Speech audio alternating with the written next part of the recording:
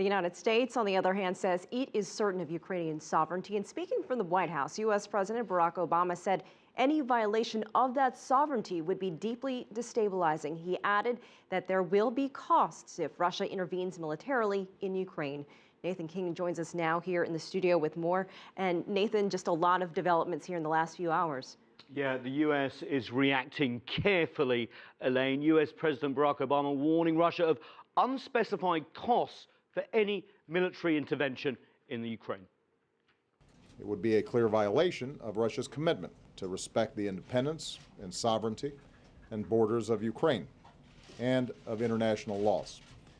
And just days after the world came to Russia for the Olympic Games, it would invite the condemnation of nations around the world. And indeed, the United States will stand with the international community in affirming that there will be costs for any military intervention in Ukraine. One of those costs could be U.S. President Barack Obama, along with other European leaders, cancelling planned trips to Russia in Sochi, where the Olympics happen, for the G8 summit in June. U.S. officials saying this hour that could be one of the consequences. The U.S., however, is being careful in its choice of words. It's not yet calling this an invasion, instead a, quote, uncontested incursion in some of the language officials are using here in Washington.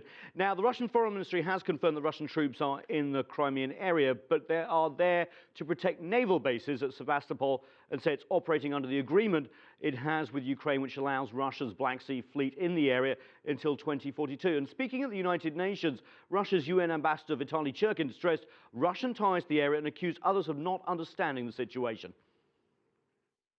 As you know, we have an agreement with Ukraine on the presence of the Russian Black Sea Fleet with a base in Sevastopol, and we're acting within the framework of that agreement.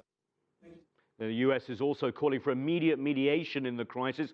The UN has been suggested. Its envoy, Robert Serry, is in Kiev, but Russia has rejected his mediation, saying that he's already accepted the legitimacy of the new Ukrainian government in Kiev, despite last week's agreement that would have held Ukrainian presidential elections in December. And the UN envoy is also a former Belgian ambassador to Ukraine, and so is thought to be pro-European and biased by Moscow. Again, the U.S. is not yet calling Russian actions, quote, an uncontested incursion. In some of the language officials here in Washington are also suggesting that that language may change, Elaine, in the coming days if this military action, whatever it is, continues.